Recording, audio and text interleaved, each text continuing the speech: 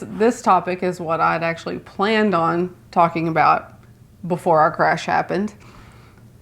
So what are you going to cry about today? I'm not crying today. There are no tears. Oh. I mean, you do. Let me borrow the hat. What's up, folks? DJ here. Okay, you can have it back now. Thanks. I felt naked. What's up, guys? So we're back with episode technically number 11. I wasn't counting our live we did last week as an episode. How about the live video though? Yeah, that was so cool. It was fun. We hadn't done one in forever. Our first time ever doing a live video on YouTube and Facebook at the same time. Yeah. Facebook way beat out YouTube, so YouTube pick it up a little bit. Facebook was outdoing you on the live stream. It was a little challenging, like trying to watch both screens and all the questions and comments. So we didn't see them all, but yeah, we need to find a time and do more of those. I don't want to set a time like Sunday at 3. We can't do that, or set a day of the week and a time. No, too busy. Yeah, not with our schedule. Yeah. So the last official podcast was talking about our accident. Yes. Some interesting things have happened with that video. A lot of things. It's got about 200,000 views on YouTube. Mm-hmm. Facebook, it's got almost 1.5 million. Yeah, it's crazy. Like we were just watching it just like go, and it was wild. It was so wild, and so many emails and messages, and it's just crazy. Like all good feedback. Like I think I had one crappy one. Literally just one crappy one. And I really want to blast it on like Facebook, but I'm not going to do that. No. We're not. No, we don't do that. So that was crazy. So it was a very emotional video, very emotional event. Mm-hmm. Everyone's kind of moved past it now. Yeah. Moved on. You talked about on the live stream last week that Weston has since dropped out of college, which was before the accident. The accident had nothing to do with that. Yeah, no. He decided college wasn't for him and moved home. Yep. He now has a full-time job. Yep. And is working towards moving out. Yep. 3 miles down the road, which is good. Yes. Or like small steps. Yes. So. Yeah, I'm definitely glad it's not far. It makes me feel a lot more comfortable. And the guy he's living with is a really good guy, and we've known him since he was a little bitty guy. Yeah. And so, yeah, super excited for him. Yeah, I trust Chet. Yeah. As much as you can trust a 20-year-old. Yeah. I trust Chet. Yes. He's a good guy. He is. So anyway, a few little life updates there. So we're going to kind of go, this topic is what I'd actually planned on talking about before our crash happened. So what are you going to cry about today? I'm not crying today. There are no tears. Oh. I mean, I don't think. You never know. You never know. You never know where these things go. Yes. So, so the week of spring break, we took our kids and my sister to the Houston Rodeo. And it was an excuse to get them to Lester's because we couldn't. There's no way we could have been like, "Hey guys, we're gonna go see Lester, and I'm a Survivor Sanctuary," and the kids would have been like, "Really, Dad? Yeah. Another YouTube trip?" Yeah. So we had to entice them a little bit and make it more fun. Yeah. Nothing against Lester. I know Lester's watching this, and now he's like, probably have a response video. Weston, Katie, probably would not have been interested, but it was good. It was good. They all, like, buddied up with Jake in a heartbeat. Yeah. Emily even said, I like Lester. Yeah. He's not like a lot of other YouTubers. Yes. Yeah. I don't know what that means, but. Yeah. Anyways. Yeah, so I got us tickets. We'd never been to the Houston Rodeo before. I will also say that until we were literally leaving the concert that night, we didn't realize that it hadn't happened in 3 years. Due to COVID, makes perfect sense. But anyway, we had no idea. And we figured it out because like it was sold out. There was like 72,000 what they said. People that night. I don't know if that's sold out. I don't know what the actual number is, but anyway, they said that there were 72,000 people there that night, which is just insane. So, which leads me to talk about who we saw, which was Parker McCollum. Weston and Katie and Emily had been listening to him quite a bit, and so, I mean, we knew a few of his songs, but then we just really started listening to it, and his concert just happened to be the one that worked for our date when we were going to Houston, and it was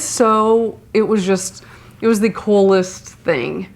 Parker is actually from Conroe, which is, I think, roughly 45 minutes to an hour northeast of... Yeah, it's like a northern suburb of Houston, I would say. Yeah. I mean, it's I'm not super familiar not with right the on area, the edge of Houston, but it's basically, when he's traveling around the country, like, he would say Houston's his hometown, basically. Like, that's his home big city, I would say. Yeah.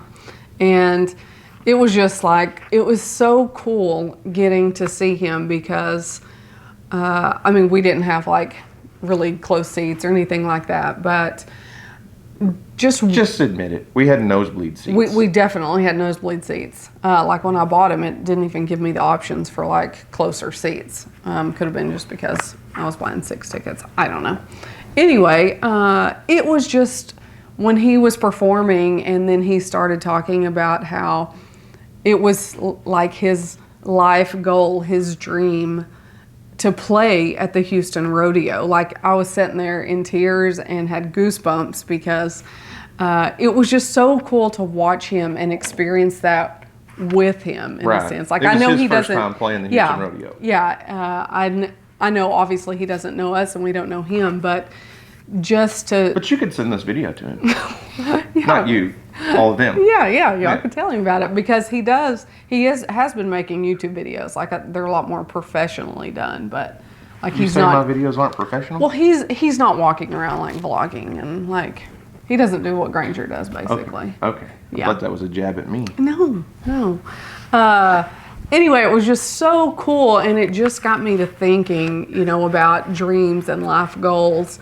And, he had to work really hard, I imagine, to get there. Yeah, playing for years. I mean, Parker's an up-and-coming country music, like, superstar right now. Yeah. He's got a lot of big hits out there. Yeah. But, like, I feel like the way he came across on the stage and the way he cried a couple times talking about it. His whole family was there, all of his friends. Like, he kept rattling off lists of people that were there to see him. Like, and, like, he said multiple times, one of his big goals in life was to sell out or just play at or sell out the Houston Rodeo.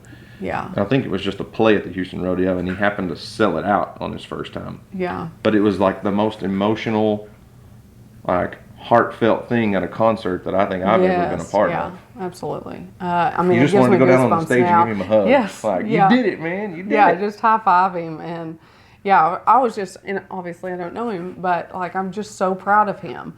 And I know he's not the only one, you just a lot of times don't see or hear about even the backstory, Now, obviously with social media now, I feel like we get to follow along these, country music artists or whatever, movie stars.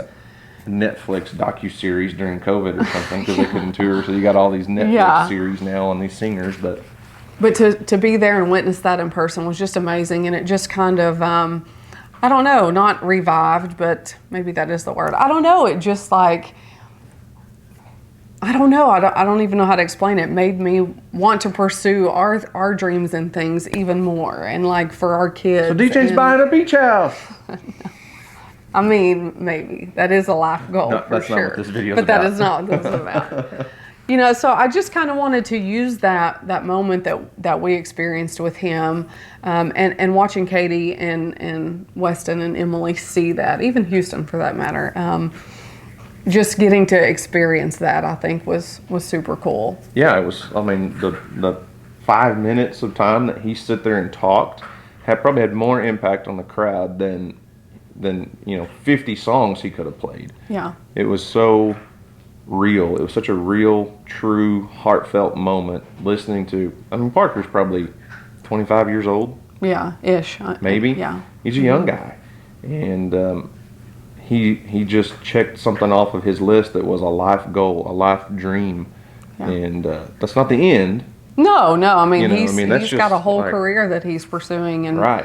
and he just got married actually, and you know, so a lot of good things are happening for him. And he talked, like I found him on YouTube, and he talked about, you know, his family and how he grew up, and he grew out like in the country. And anyway, it was really neat to go and watch that, and me and the kids watched it. And anyway, so I use all this to come back to and say, you know, do you have a dream? What is your dream? How are you going to get there? Do you think it's attainable? Do you think it's not? Like, you know, and I feel like even for us, you know, to say that this is a dream or was a dream, what we're doing now wasn't originally. I wouldn't say our path of making videos online and YouTube and Facebook was a dream job to quit my career Right. and pursue it. But I will say a dream of most any parent is to be able to be home and have a career that allows you to spend time with your family. Mm-hmm. Like any family or any parent, I feel like that's in the back of their mind is, okay, I have to have a career, I have to make money, but what can I do within my career or within my working years to guide that to where I don't miss my family growing up. I mean, so many people look back, you know, you hear all these stories of people after their kids are gone and they look back and people say, what would you do differently? I wouldn't have worked overtime, or I wouldn't have had 2 jobs, or I'd have done whatever it took so that I could spend time with my family and my kids. So no, YouTube was never really a dream job or a goal, but not missing stuff and not being home at, you know, or not being away from home at night or getting called out at night. Yeah, that was a dream. But I thought that meant, okay, I've got to work my way through the highway patrol to find a job on the patrol that allows more flexibility and less shift work and all that stuff, which I was working towards and doing. You were definitely, yeah. But this, you know, I don't know. It was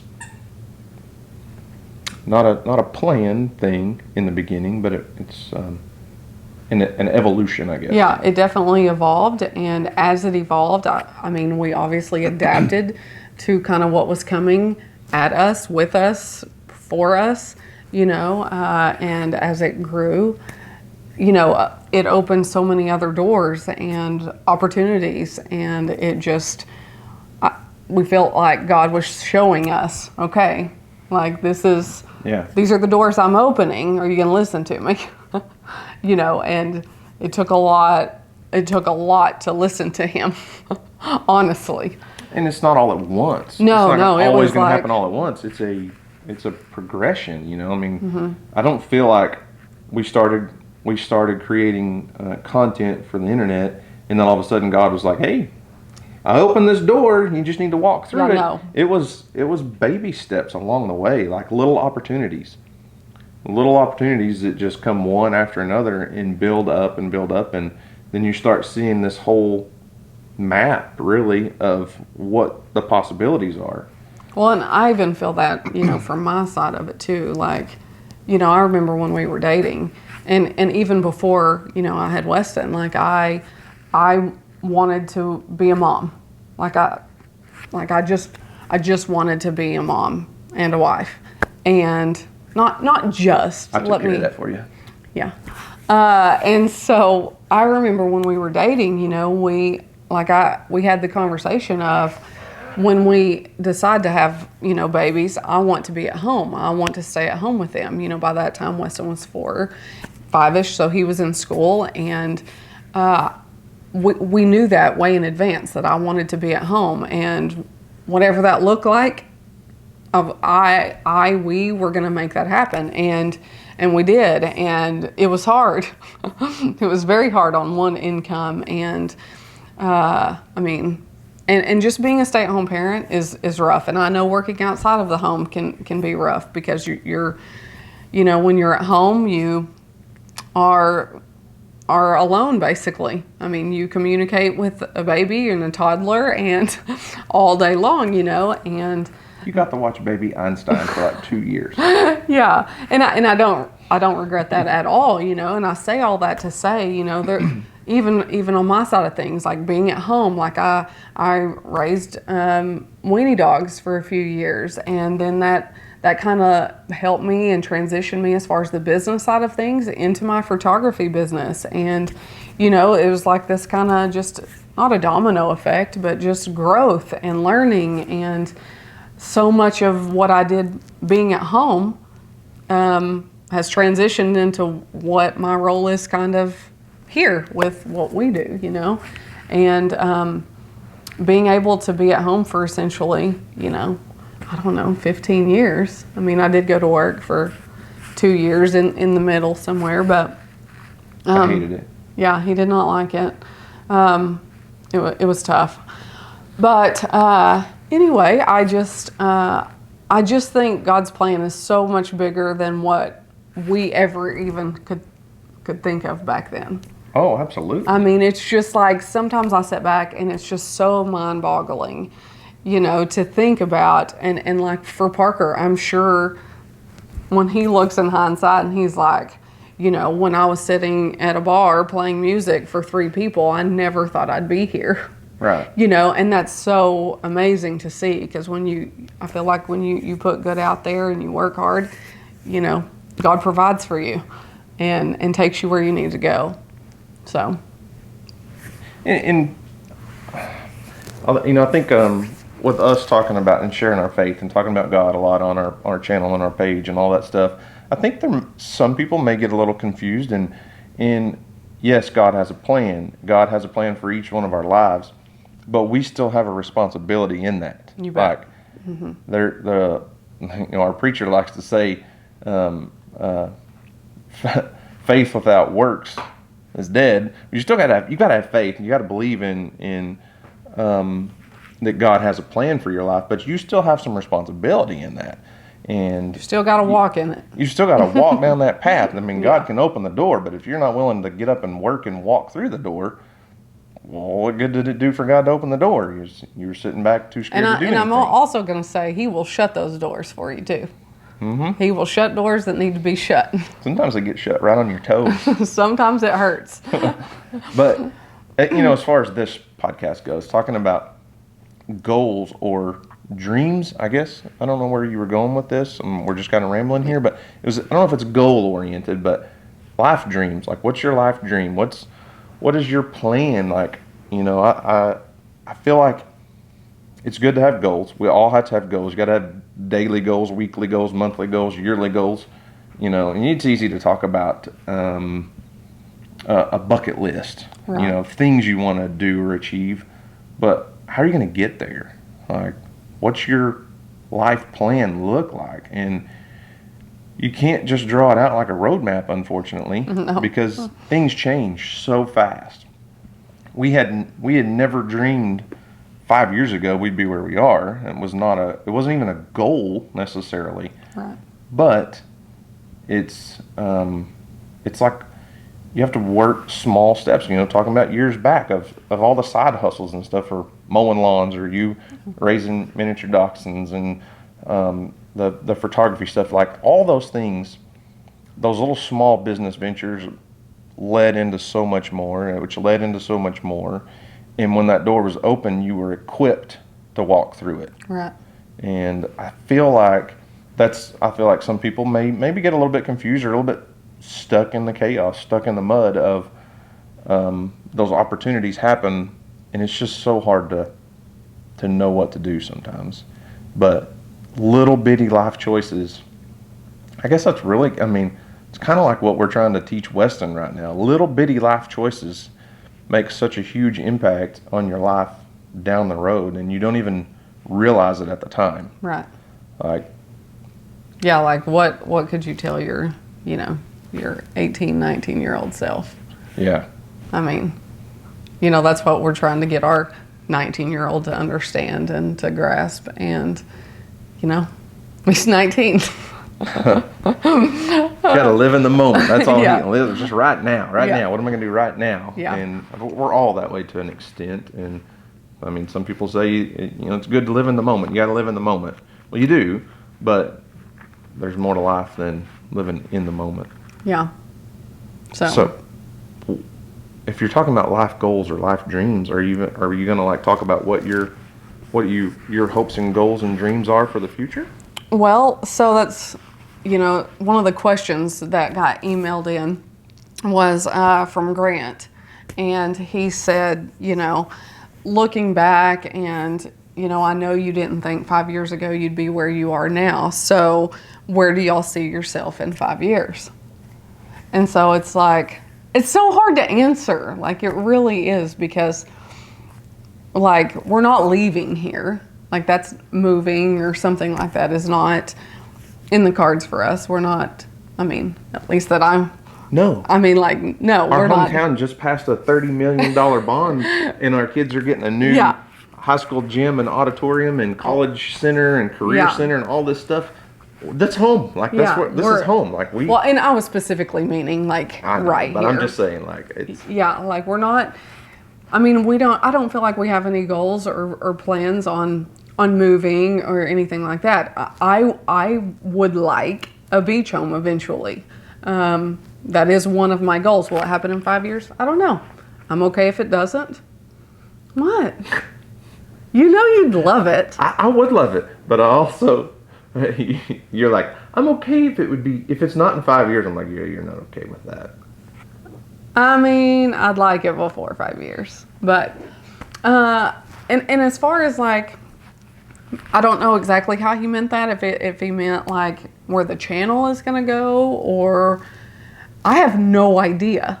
Like, I have no idea, literally.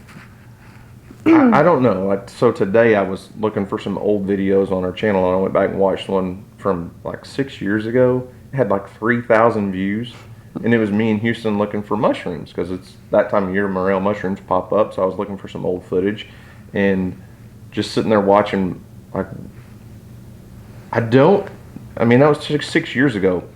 We're still doing the same thing.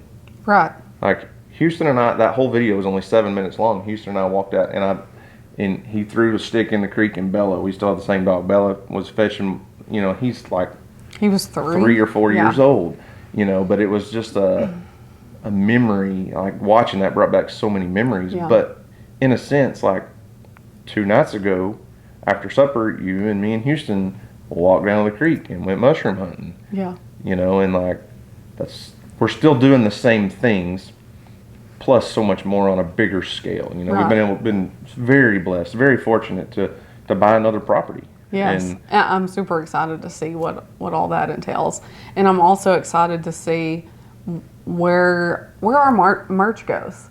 Yeah. Like, I'm very passionate about that. I love that side of what we do. Some fans, complain because we talk about our merch, but like, I'm passionate about that. I love that. I love the process of picking out designs and items that I think you all are gonna like. And even as far as me packing them all, like, I've kind of like gotten a little like not wanting to let anyone else package them, and because I have my own. Nobody else can do it right. Well, and I just love that side of things. So I would love for that to grow even more. And I don't know what that looks like. We've talked about that a lot. Yeah, we've talked about it a lot. What does that look like as not? Obviously, we're only going to sell so many shirts that say Arms Family Homestead. Like, that's just is what it is. How do we branch out and reach a broader audience with a brand of our own? Right. Like, I don't know what that looks like. We've tried with the Creek Life thing, and it's still good. We're still learning. It's still growing. So where do we see ourselves 5 years from now in the merch world? I would love to. There's a piece of property kind of near us, and I would love to be able to purchase that and build like a small warehouse. That's like one of my dreams, is to eventually get our merch big enough to outgrow our garage and have a small warehouse. It's big enough. It could have already outgrown our garage. We just still do it there. Okay, but still. What's cool about YouTube and all of this is you can go back and watch other people's stuff, and it's like you get to watch their life and fast forward. Yeah. So if you go back, like Demolition Ranch and Off the Ranch, Matt Carricker, I feel like we're kind of following a little bit in what they did, or Granger, Even Granger, and yeah. Yee. Like so many of these other people have done this, and they're, you know, a few years ahead of you, but you can look back at their old stuff and go, oh, they were doing it in their garage. That's where, yeah. And then they moved into town and they rented a space. And now, like, Granger's got a huge warehouse, and Demolition Ranch has an even bigger, you know, Matt's got a massive warehouse and probably 40, 50 employees. Yeah. So I don't know if that's our next step or our path. Possibly. I don't know what that looks like. Definitely open to it. I mean, Matt and Meredith, his wife, probably 5 years ago, had no idea that they would start a brand called Link Active and start selling activewear, workout clothing. Like that probably wasn't even on their radar 5 years ago when they were just doing t-shirts for them and other channels. Right. And now they have their own activewear brand. Yeah. I just think everyone needs to keep their mind open, you know, to whatever, like, I'm going to talk about this on, you know, if I ever do my own channel or whatever, and it may even just end up being an episode here where... Do your best YouTube channel, link in the description. It's not there yet. It's not there yet. Maybe someday we can add that in. You know, I want to talk about gifts. You know, I believe that God gives us all gifts, and it's our job to, first of all, find them, pay attention to them, and feed them. And, I mean, obviously to the, you know, for His glory. I mean, you know. So I feel like I was one of your gifts. Like, you found me, you took care of me, you fed me. I fed you. And here I am. Oh, yes. Of course. Yes. So I just, that's a whole nother episode. But I just think, you know, it's our job, and it's in our nature, I feel like, to want to grow and to be better. And so, yeah. So with that being said, I'm going to move on to question number 2. Ronald, I get this question so much in emails, so I'm just like, is your hair... How did you get so lucky to find... Would you zip it? Oh, that's the other question. No. Is your hair naturally curly, DJ? That's like everyone's... Yes, it is naturally curly. It has a mind of its own, 95% of the time. Yes, always been naturally curly. Not always. Well, until puberty, let's say that. It was pretty straight, and then it was curly like underneath or whatever, and then I hit puberty, and like... Hormones do weird things to female bodies. They definitely do. Even your hair was like, ooh! Yes. I don't know what to do with this. Yeah. So, yeah, for most of my life, all natural curly hair. She straightens it about twice a year, and people don't recognize her. Yeah, it's fun. Yeah, because when we're walking together and they're like, who is that with Daniel? Mm-hmm. Yeah. Okay, so question number 3. DK Family Adventures wants to know. She wants some attention. She's like hanging out at my feet over here. Nobody ever sees Trashy on camera because she just stays in the house and sleeps. Yeah, she's a good cat.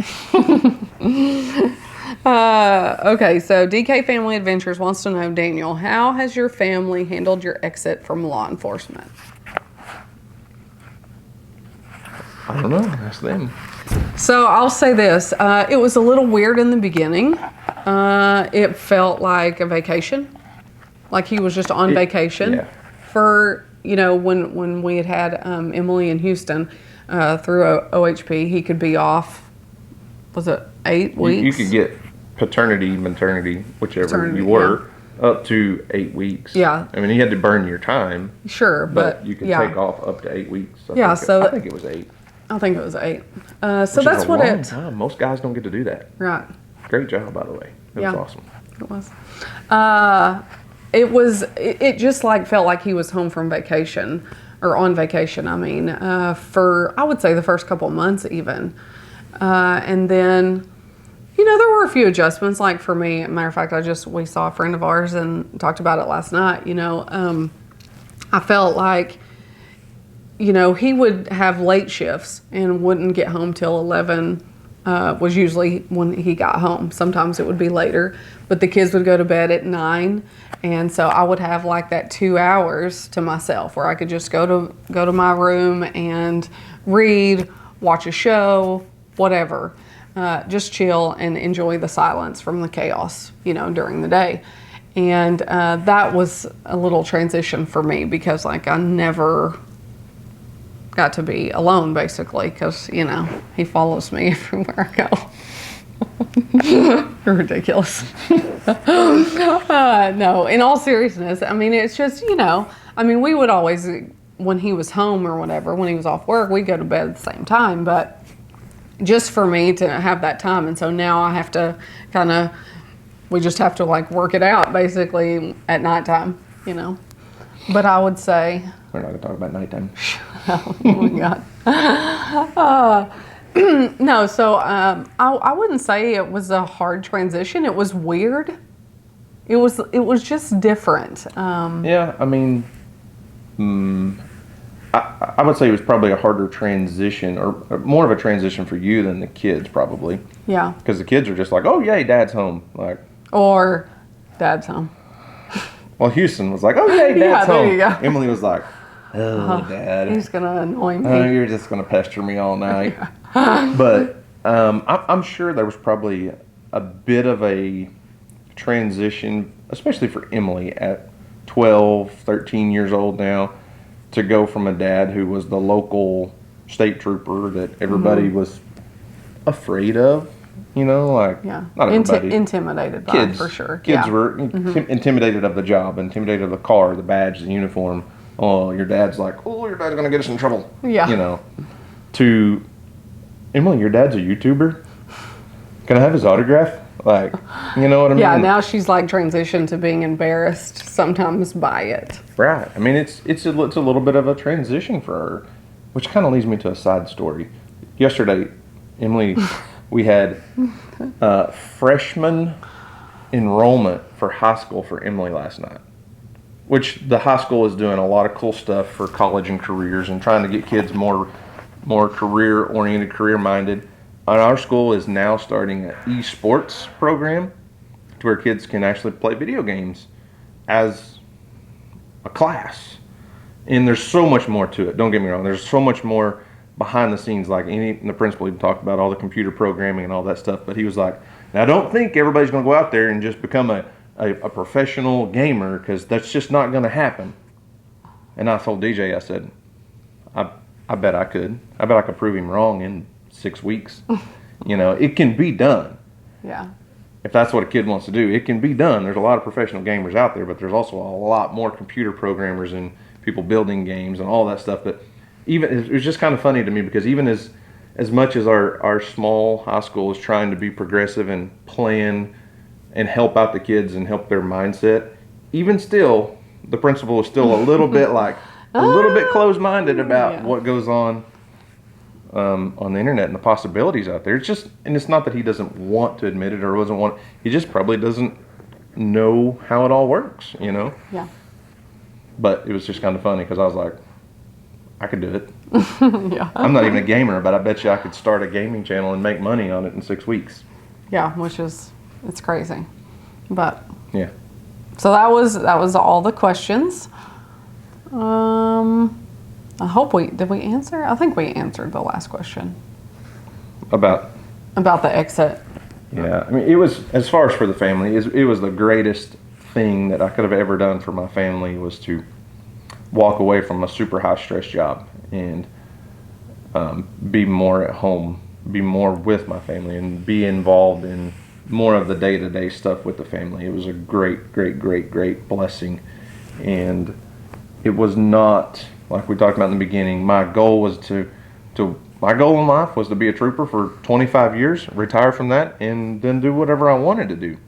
My original 25th year on the patrol would have been the year that Houston graduated high school, which all made sense to me. Like, in my mind, I thought, man, God, you planned this out good. Like, this plan is awesome. I'm going to be a trooper for 25 years.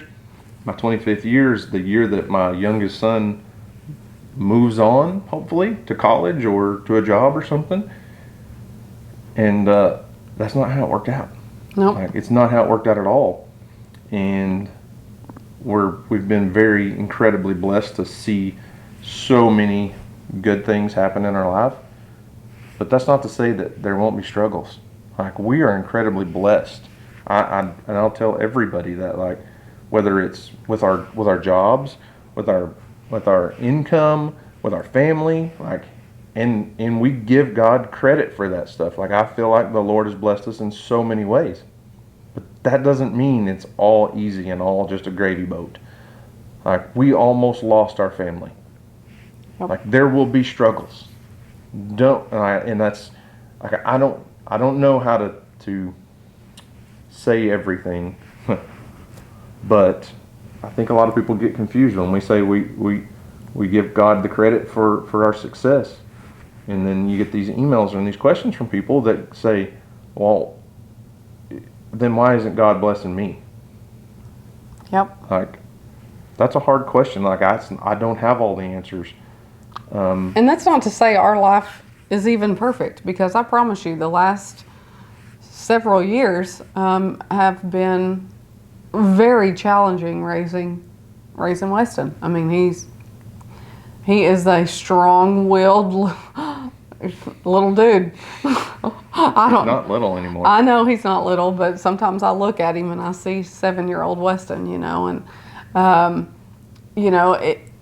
like, I would say I cried most of his high school to current. I mean, like, just because, you don't know what you're doing for the first step, like, you don't know what you're doing. It's your first kid, and, he is a handful and a half. God love him. But, so I feel like, I'm messing him up, and we're not doing this, and we didn't set him up right. And, all the things that, moms especially, but I'm telling you, I couldn't have got through it if I didn't have my faith in Jesus, honestly.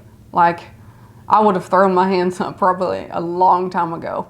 But I just, parenting is rough sometimes. And we've had other things go on that we obviously don't share on here.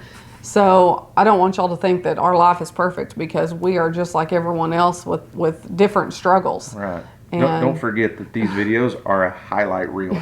Yeah. For any just about any YouTube channel, any creator out there, you're seeing a highlight reel, not the entire game. So you're seeing what's shown on the best plays of the Super Bowl. Highlight reel is what you get to see on YouTube. Well, and that's what we're doing these episodes for too. I feel like, is to also show that there are all kinds of things happening. Yeah, absolutely. So anyway, with that being said, song of the week. If you haven't heard it yet, you just must not listen to country music. But it's called "Till You Can't" by Cody Johnson. And I just felt it was pretty appropriate. This whole podcast was about Parker McCollum. Yeah, I mean, I love Parker, but Cody's song fits that. And Cody's road is a lot like Parker's. I mean, Cody's older, but his whole traveling journey into being a country music artist is... Never mind all that stuff we said about No, tell Parker about I love this podcast. Parker. He's got great songs. What song would you have picked for... You talked about Parker's song in the last episode. I don't know. You can't put me on the spot like that. I don't know off the top of my head. You had a week to plan this out, not me. Oh my gosh. So, no, I will say, I cannot think of the name of it. Let me look real quick. Let me look. It's, I played it for you yesterday, actually. Parker's song. I don't remember the names of songs just because you played them. Learn to Fly. I didn't even have to look it up. It came to me. Parker's song, Learn to Fly. Love it. What was the song of the week, though? Song of the week was Till You Can't by Cody Johnson. He's amazing. Yeah. He's got a lot of good stuff. And his journey was kind of through rodeos, and he actually played at the Houston Rodeo. We just couldn't. He opened the Houston Rodeo this year. It just didn't work out for our timeline to be there because the kids were still in school. But he was he was a choice. But I'd love to see him too. But anyway, both those guys, awesome guys. Go listen to their songs. And hope you all have a great week. Do your best. Do you have something to say? Nope. I was just seeing how long you could sit here in awkward silence. Awkward turtle.